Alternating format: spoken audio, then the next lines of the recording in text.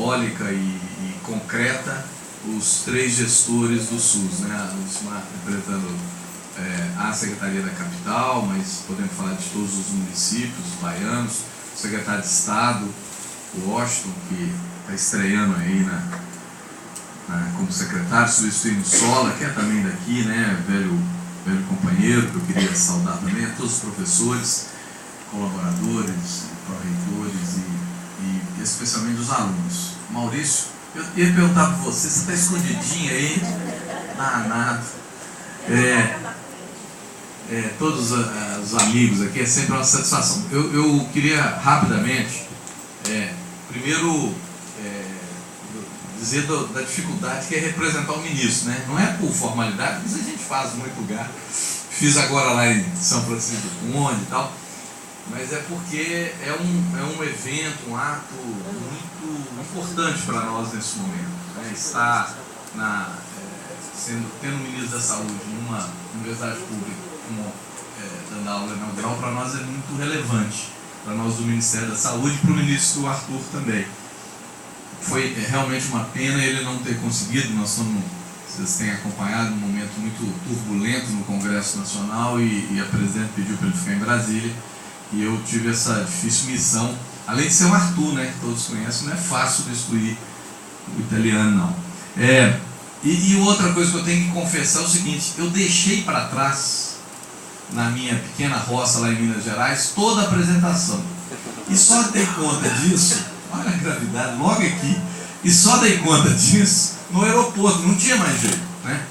Evidentemente que eu consegui ver depois, mas não vai ficar bonito, não tem apresentação e tal, mas eu achei que valia a pena assim mesmo. Aí eu vou me atrever a falar com vocês, e aí na linha que o Naumar já disse, apesar dessa forma tradicional não facilitar diálogo, né, mas sintam-se no mesmo plano, aliás, ali até mais elevado, para a gente poder conversar sobre algumas coisas que eu achei que são fundamentais para nós nesse momento, absolutamente importante para o Sistema Único de Saúde, para a saúde pública brasileira, né? Então é uma satisfação muito grande, eu fico muito orgulhoso de estar aqui. O ISC, não só pelas titulações, pelo histórico, mas pela sua presença no sentido público de uma instituição pública no Brasil, né? Não é pelo fato de ser uma instituição federal que ela é tão pública em todas as vezes quanto, às vezes eu falo isso lá no MEC, o pessoal olha para mim assim, quanto isso que pela prática, e não é à toa que vocês estão aqui, né? Eu queria dizer que vocês têm que se sentir muito orgulhosos, muito orgulhosas de estar aqui no ISC, de estar aqui na Federal da Bahia. E principalmente dessa forma, entrando pela porta da frente, por concurso público, por mérito, mas o que já antecipa que vocês estão se alinhando, alguns ficam pelo caminho, é natural, mas certamente a imensa maioria vai caminhar no sentido de fortalecer a prática, a gestão, a atenção no Sistema Único de Saúde, né? Eu acho que esse é um diferencial brasileiro muito importante, nós não podemos perder essa oportunidade. Eu ia fazer menção a outra pessoa que eu vi aqui no programa, e agora que eu vi que ele está ali no meio, e felizmente vocês me colocaram para falar antes do Jair Nilson Paim, porque falar depois dele é sempre uma maldade, viu, Jair Nilson? É sempre uma maldade muito grande, todo mundo sabe por quê. Mas como ele vai falar à noite, aí vai dar tempo, viu, Jair Nilson? Mas prazer em vê-lo também. E a gente tem compartilhado muitas coisas bacanas, muitas discussões nesses últimos anos. E a outra questão é a dimensão, né? A reitora teve a oportunidade aqui de falar da Universidade Federal da Bahia, com toda a sua tradição, o seu acúmulo, a sua posição na sociedade brasileira, e nesse patamar que é sempre surpreendente para nós, né? De vez em quando tem um número, né? 40 mil alunos, 35 mil na graduação, 5 mil na pós-graduação.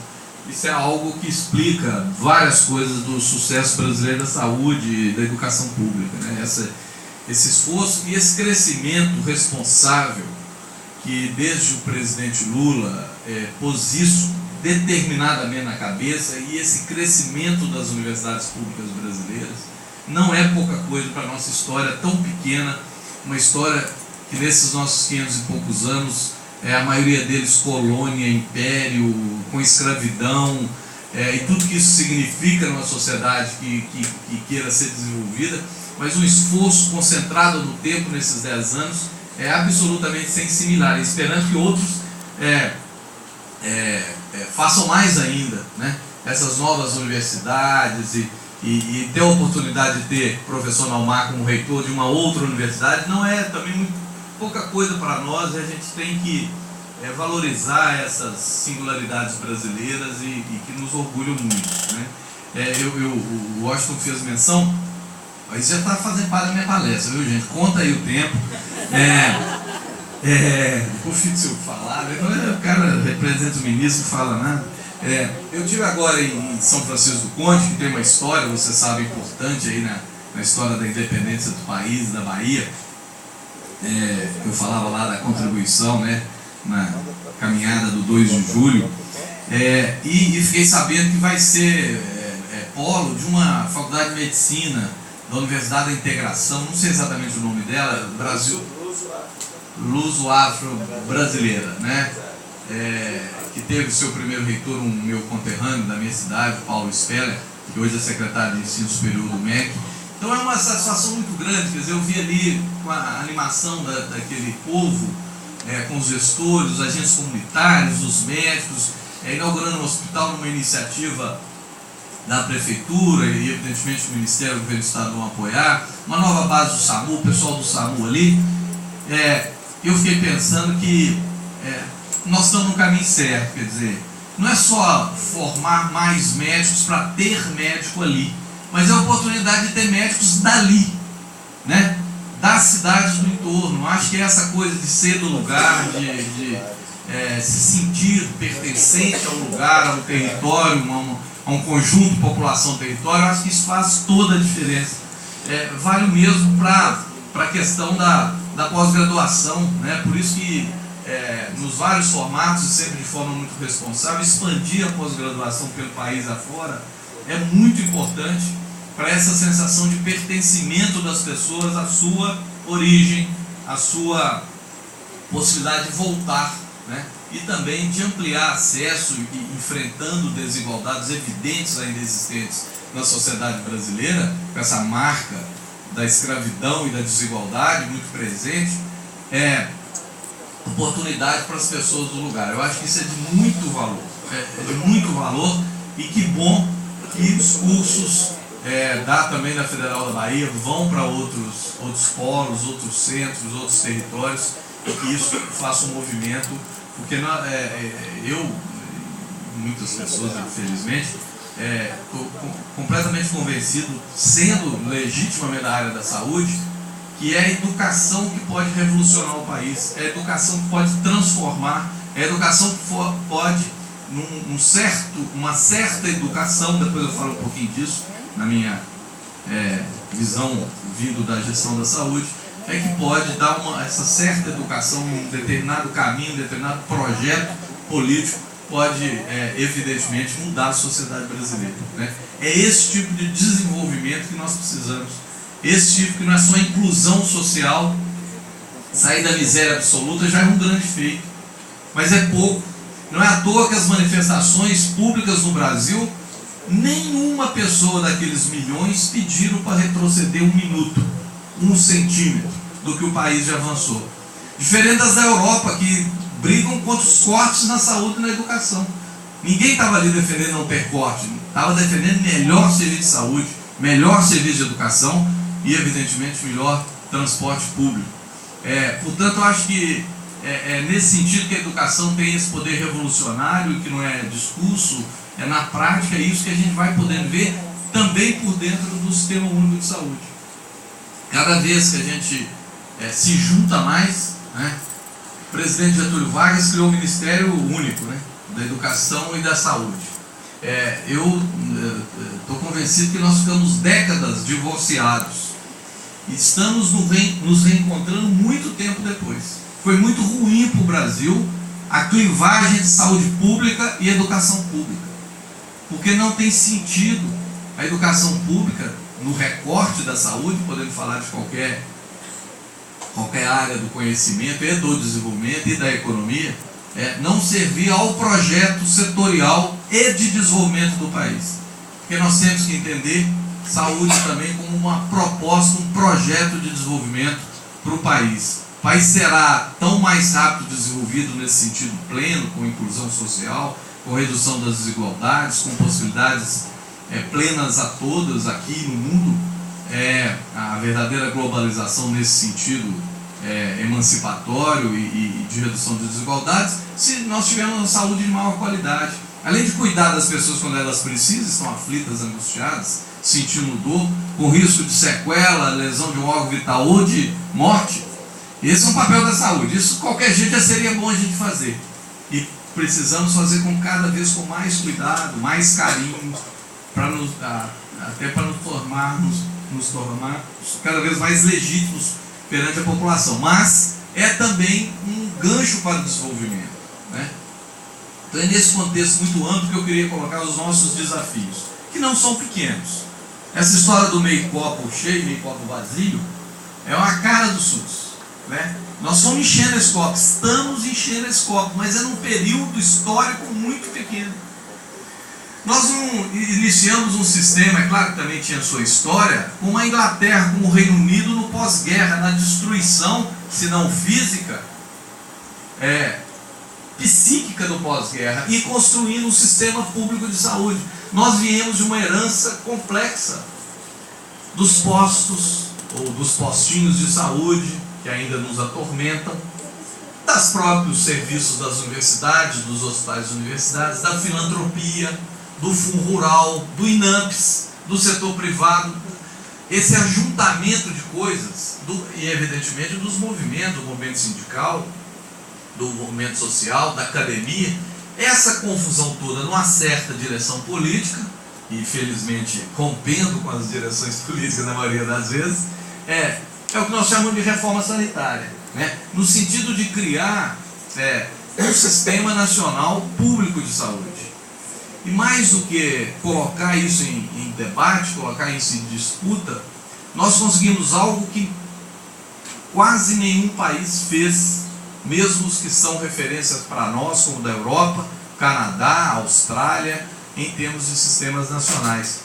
Colocamos na Constituição Federal isso como ativo, isso como direito, né? Nós tiramos com esse movimento todo, direito como saúde como uma possibilidade de compra de serviço, e do ponto de vista constitucional colocamos como direito difuso coletivo, né?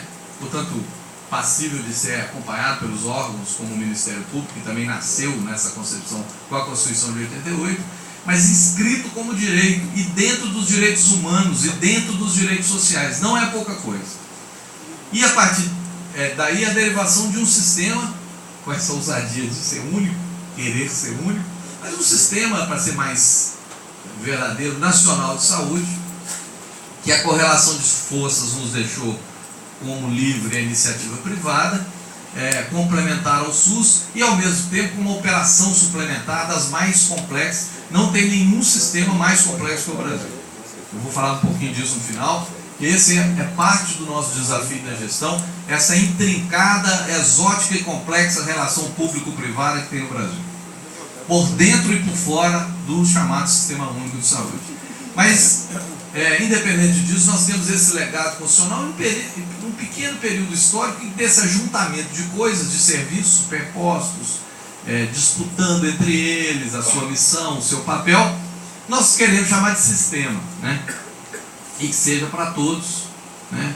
E que seja buscando algo que também foi muito ousado de nossa parte, que é não só um sistema para todos, que é a universalidade, mas sendo o que busca o tudo, no desejo das pessoas, nas necessidades das pessoas, que o tudo está inscrito como integralidade. E mais ainda, talvez o mais difícil deles é que é a igualdade para os iguais, que nós temos traduzido como equidade, portanto tratar quem é diferente de forma diferente, de acordo com as suas necessidades diferentes também. Esse ajuntamento de princípios é muito ousado, né? E é mais difícil ainda quando ele não teve as condições materiais coerentes com essa aposta constitucional. Eu vou falar disso. Portanto, é nesse ambiente de pequeno tempo histórico, nesses nossos pouco mais de 25 anos, e com uma aposta muito ousada, que eu acho que a gente tem que analisar o SUS, a saúde pública brasileira, comparando não com qualquer modelagem ideal, porque não terá com quem comparar, mas nos mirando com um passado muito perverso de segregação, de traço escravocrata claro no acesso ao sistema de saúde, né, mesmo nas situações de maior emergência. Comparar com nós mesmos nessa evolução que nós temos feito, e há milhões de mãos, 3 milhões de trabalhadores em saúde, né, mais de 1.800.000 no SUS, mais de 1 milhão nas prefeituras, né, Lucimar? Não é pouco desafio. Em 12 anos nós fomos de 100 mil para 1 milhão nas prefeituras, no nosso processo de descentralização. Esse verdadeiro exército do bem é que tem operado essa aposta. Eu estou muito mobilizado também, não sei se algum de vocês participou, pelo que nós conseguimos fazer com milhares e milhares de pessoas, mais de 15 mil autores e 6 mil pessoas em Brasília agora na 4ª Mostra Nacional de Experiências da Atenção Básica e do Saúde da Família.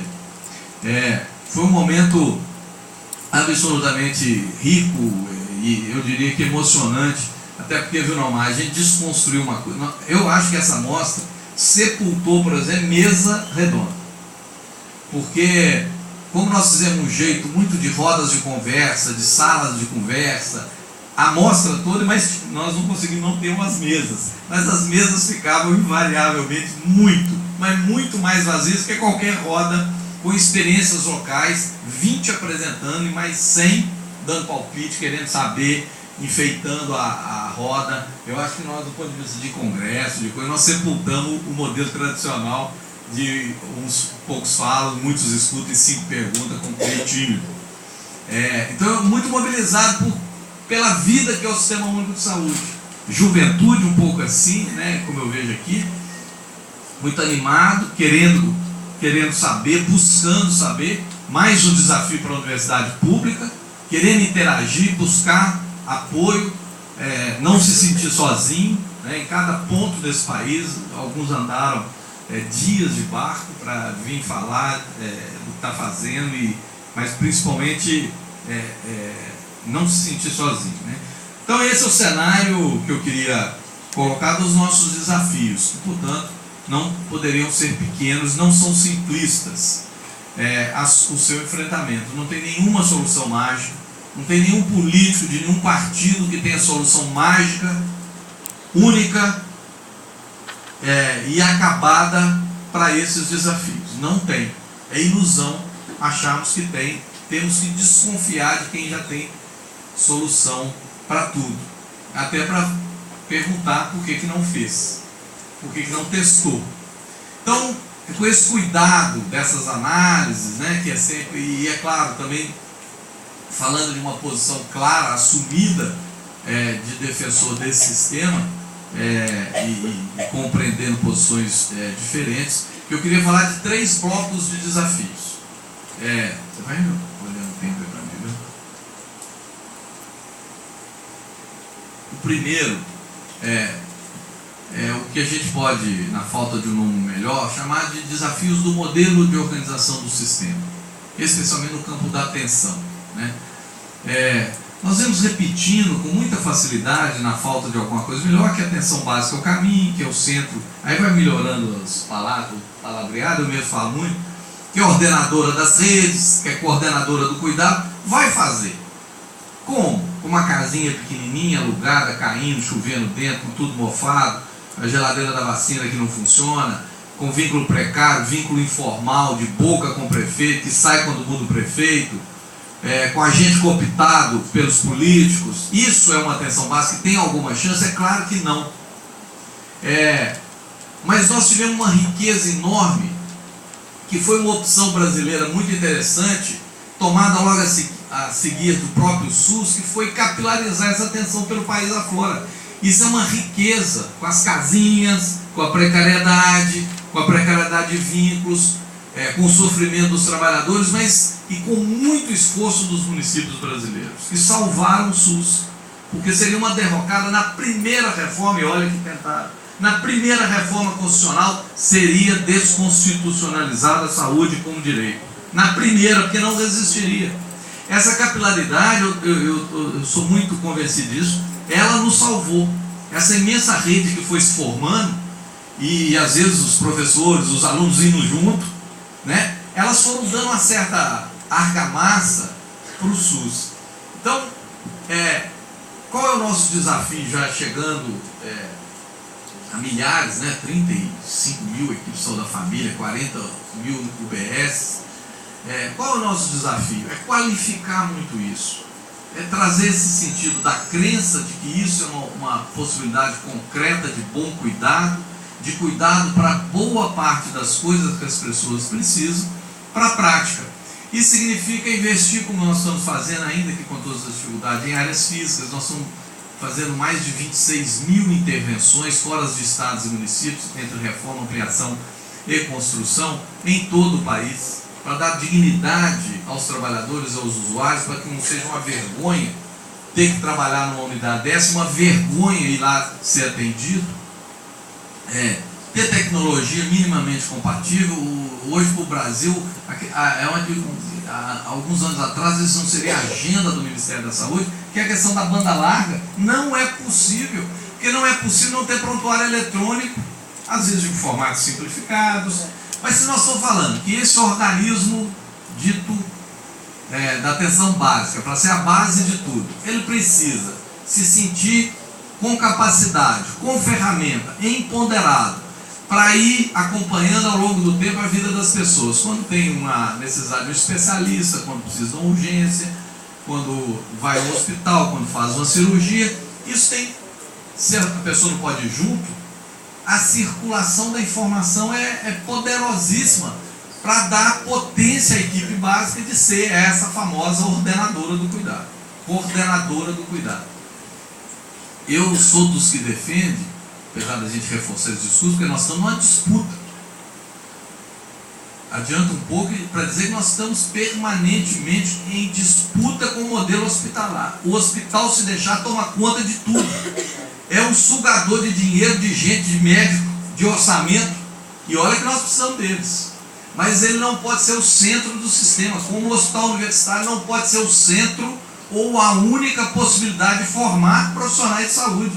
É preciso ter o hospital, por isso que essa agenda é importante, viu, leitora? Mas ele é um ponto de atenção, por mais doído que seja isso para os nossos gestores de hospital, que são muito poderosos, mas são um ponto de atenção. Igualzinho à equipe de saúde da família, ou uma base, como eu vi em São Francisco do Conde, do SAMU. Agora, enfrentar isso é uma disputa ideológica também, porque tem um aspecto, eu nem tenho competência, nem tenho tempo de entrar nesse debate, porque é lá que o capital se reproduz com maior velocidade e maior facilidade. Não é na atenção básica. A atenção básica fortalecida, ela é muito contra a corrente, ela é muito contra a hegemônica, mas porque também não tem muito interesse do capital. À medida que ela for ordenar procedimento, à medida que ela ordenar a ida ao especialista, à medida que esse fluxo for publicamente regulado, e depois do especialista vem a ressonância e a tomografia, ela vai ser objeto de disputa também. Porque hoje não é. Nós temos que assumir que não é ainda. Muitas experiências mostram que já é muito mais do que era. Mas ela pode ser muito e muito mais. Mas precisa de decisão política, decisão gestora e ferramentas. Por isso que eu digo que ter prontuário eletrônico e transitar informação em banda larga é ferramenta de gestão, é ferramenta de poder da atenção básica, né? Porque essa discussão no hospital ainda tem precariedade, mas ela está superada. Na atenção básica não, um desafio permanente. Nós estamos enfrentando isso com o chamado SUS atenção básica, que é ofertar, as pessoas querem, mas como? Tem que digitar tudo de novo. Claro que nós temos nossas precariedades da implantação, tem que digitar de novo, não substitui os outros sistemas de informação, são centenas lá no Ministério, é um horror. Então, essa disputa pela atenção básica como um elemento importante, e eu quero dizer que, além de enfrentar ideologicamente o monstro hospital, eu sou dos que defendem que não existe essa possibilidade de só um organismo, um ponto de atenção, mesmo sendo atenção básica, vá coordenar o cuidado o tempo todo. Ela tem que compartilhar o cuidado o tempo todo. E esse mecanismo, mas ela não pode ser inferior do ponto de vista até social para discutir com a equipe da oncologia. É de igual para igual, mas ela tem que compartilhar. Só quem teve câncer, ou alguém na família com câncer, que sabe quanto você depende da equipe de oncologia. Então não adianta falar que você vai na dúvida na unidade básica. Não é verdade. Mas se a equipe da atenção básica tiver um acesso facilitado e sem pedir favor à equipe da oncologia, a coisa começa a mudar. Ué, ele tem uma respostazinha. Eu fui banca de uma tese de doutorado na Unicamp que discutiu os percursos terapêuticos de pessoas com câncer na região de Campinas, que não é uma região das mais desassistidas. É um horror. O itinerário terapêutico, o tanto de obstáculo, o tanto de dificuldade, o tanto que o enfermeiro que faz o curativo é importante, mas o tanto que o contato na dúvida com o oncologista também o é. O tanto que saber dos efeitos colaterais vinda do radioterapeuta, da equipe, é importante do ponto de vista da produção do cuidado, da satisfação da sua necessidade naquele momento, né? O tanto que o transporte é importante, né? Enfim, eu acho que essas coisas todas nos dizem que persistir no modelo que valoriza muito, por várias razões, incluindo o interesse do capital, em reforçar procedimentos, porque se deixar todo mundo faz ressonância, não sei se está errado, mas não adianta tanto, né? Se deixar a mamografia aos 10 anos de idade, nós estamos brigando por conta dos 50 anos, porque nós estamos convencidos que não precisa rastrear antes, do ponto de vista da saúde pública e dos indivíduos, das mulheres. E é uma guerra, é uma disputa permanente em cada lugar desse país. Nós temos feito os debates, e semana passada eu, ministro, com a bancada feminina da Câmara e do Senado. Não é fácil, porque todo mundo fica empenhado por esses interesses.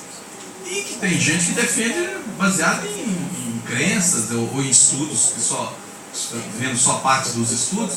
Então, essa disputa ficará tanto melhor do ponto de vista do sentido público, se a gente fincar os pés, capilarizar ainda mais a atenção básica, mas dar força, né?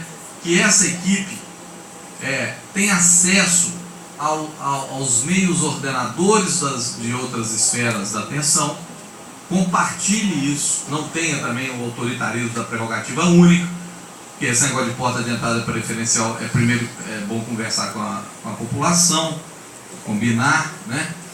Mas ela vai se impondo como tal, na medida que ela é uma interlocutora na rede. E o gestor tem que apoiar esse tipo de iniciativa, e nós temos que dar as ferramentas mínimas. E aí, então essa disputa, e aí a ordenação de exame, de especialista, nós estamos vendo cada vez mais que o sistema vai se organizando em alguns municípios maiores ou em micro-regiões, que isso vai mudando, né? Vai mudando, e não é só a coisa meio também mágica de ter protocolo, segue o protocolo, resolveu. Não é verdade, mas é um caminho, é uma ferramenta, tem o seu papel, porque começa a discutir a partir de necessidades as ofertas. Nós fomos fazendo um emaranhado de ofertas, especialmente de exame, de propedêutica, de diagnóstico, completamente sem nenhuma lógica. Por mais que a gente fale de planejamento, nós não nos detemos, e o Ministério em boa parte culpado disso, porque é tão avassaladora aquela dinâmica cotidiana que você não para, não pensa a região, não vê o que é de vazio assistencial, os vazios assistenciais, e isso não vira ordenador do seu investimento, mesmo um pedaço do investimento mais estruturante.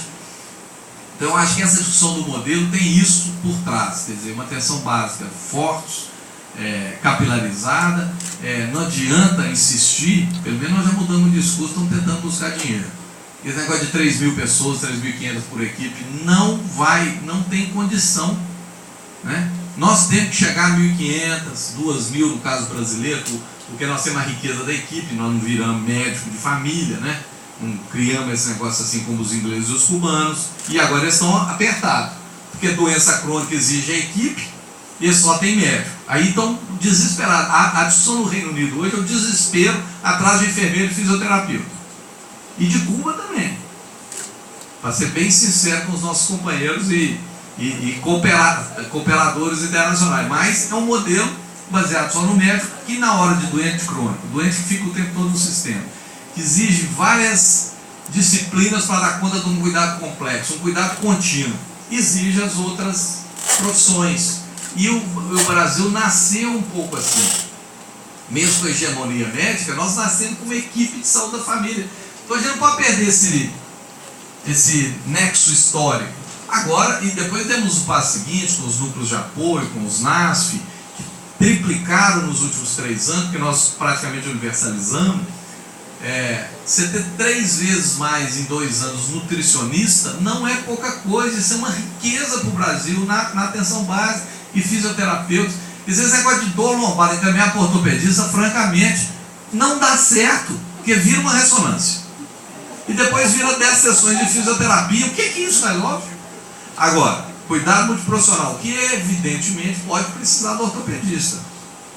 Se ele entender direito o que a gente quer, vai adiantar muito. Agora, precisa de uma equipe que cuide. E quando o fisioterapeuta ensina para o enfermeiro e para o técnico, ele aprende e não precisa mais de fisioterapeuta. Tem uma discussão na atenção básica, eu já vivi isso. Eu inventei em Belo Horizonte, antes de ter NASF, antes do Ministério apoiar nada, o núcleo, chamava núcleo, esqueci o nome, mas era para a área da reabilitação. E aí nós passamos, falamos, eu não vou dar conta de contratar, era tudo escondido do prefeito, não vai dar conta de contratar tanto fisioterapeuta. Aí nós bolamos o seguinte, não, um determinado padrão, nós somos bons para fazer padrão assistencial, o fisioterapeuta, a equipe com TO, com físico e educador físico, cuida. Agora, os demais, mais leves, a gente treina as enfermeiros da equipe de saúde da família e os técnicos. Rapidamente, os técnicos são às vezes melhores. E aí treinamos. Daí a pouco tinha gente comunitária querendo ser treinada. E treinamos. E aí daí a pouco uma região inteira levou a quase 0 encaminhamento para ortopedista. Insatisfeito. Né? A gente também tem maneira de fazer pesquisa. Perguntamos o que o povo achava. Mas aí teve briga com os fisioterapeutas. Porque ele já estava achando, aí o conselho de enfermagem também achou que a gente estava invadindo. Aí não é, aí virou uma discussão corporativa. Mas essa eu já estou cansado mesmo. Tá bom. Mas o que mostra que nós temos alternativas potentes se a gente investir nisso cada vez mais. A gente anunciou agora na mostra com muito orgulho que em 3 anos a gente duplicou o orçamento da atenção básica. 102% de aumento no custeio da atenção básica. Pega um pouquinho de reforma porque está dentro do PAB fixo. Em 3 anos, a média da complexidade já foi 3 para 1, agora é 1,5 vezes no orçamento da Secretaria de Atenção à Saúde. Isso é um patamar importante. Agora, só que isso é metade do que a gente gostaria, do ponto de vista per capita, pelo menos a metade. Para ampliar as equipes, para tirar o ônus das prefeituras que estão muito assoberbadas do ponto de vista financeiro. Mas eu acho que essa discussão do modelo vai além disso, vai para a construção das redes, para ter alguma lógica de claramente num determinado território, alguns temas, a gente organizar melhor o fluxo das pessoas. Rede tem que servir só para isso, para ser caminho, trilha, né? Para as pessoas irem de um ponto para outro de forma mais fácil e ser uma rede de conversa, uma rede de comunicação, né? Que não seja algo fora do mundo, o especialista retornar para o médico de família, a famosa contra-referência é ligada à notícia, a regulação no espezinhar o cara que pediu o negócio errado do SAMU.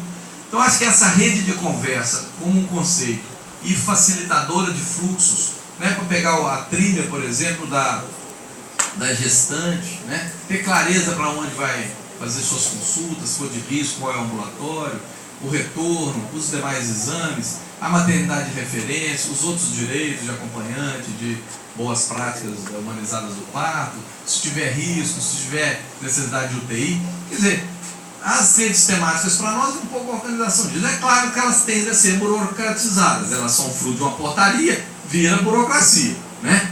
E alguns gestores regionais, locais, estaduais também querem que isso seja parte da burocracia e da transferência de recursos. Tem seus direitos, mas redes, no sentido mais genuíno, que até está citada na Constituição, é uma rede que entenda lógicas complementares, articuladas de serviço, né? a gente estava debatendo das poucas mesas que teve algumas pessoas para assistir, que foi da melhor em casa, da atenção domiciliar. Nós estamos com estão chegando a 800 equipes no Brasil.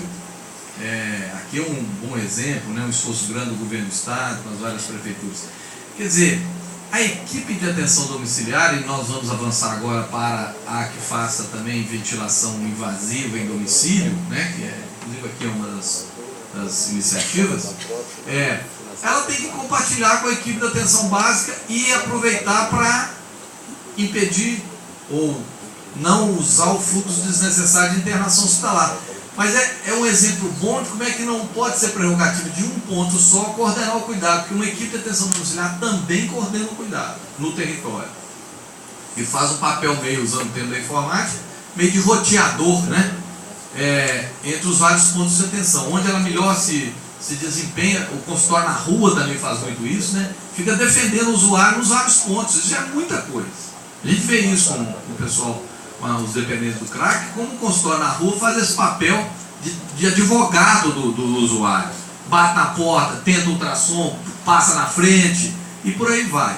A equipe de atenção domiciliar, ao estar vinculada num território, tanto ao hospital como à atenção básica, acho que ela são tecnologias que nós podemos aproveitar muito. Usar a tecnologia mais armada da telemetria, de central de acompanhamento de crônico. Assim, eu acho que nesse campo nós temos muito a ofertar como substitutivo do hospital. Porque o Brasil tem essa possibilidade, com essa atenção básica que vai se fortalecendo, com outras modalidades, de tal forma que a gente construa. Nós temos a possibilidade, o mundo tem discutido isso sobre o Brasil, nós temos discutido, nós criamos um espaço da discussão de saúde nos BRICS. É impressionante como os chineses estão preocupados, porque eles começaram a organizar o sistema da China urbana a partir de hospital e ordenando o restante. Eles já viram que eles entraram numa enrascada. No último debate foi muito sintomático isso. A Índia é uma confusão, a Rússia é um negócio que ninguém explica, e nós ficamos aí tentando defender o sistema universal. E aí a questão do hospital, aí nós temos a possibilidade de ter o verdadeiro hospital que sempre foi a miragem do futuro, um grande centro de trauma e de terapia intensiva. O hospital devia ser só para isso. E evidentemente, quando uma equipe de atenção domiciliar ou atenção básica precisa do exame mais depressa, ir lá fazer voltar. Agora, como locus central de atenção e cuidado, é para grande trauma, doenças múltiplas em caráter intensivo. Esse é o hospital do futuro. Agora, na área física dele, ele pode comportar a base do SAMU, centro de especialidade, o que ele quiser, mas não é o hospital. Eles querem que seja, né? Alguns lugares já chamam de complexo hospitalar, tudo é para mandar nos outros. Então, essa é uma delicadeza do ponto de vista da organização do sistema que nós temos que ter muito cuidado, né? Então, essa discussão do sistema, para mim, é o primeiro grande desafio para ir para o segundo, que é tão importante quanto, porque é o recheio disso tudo. Se a gente dá esse desenho, fortalece com as políticas, dá decisão política, é um negócio que precisa de gente para operar. Né? Nós somos um setor da economia e da prestação de serviços e das políticas públicas absolutamente intensivo em mão de obra, em gente. E aí esse é talvez o desafio no mesmo patamar.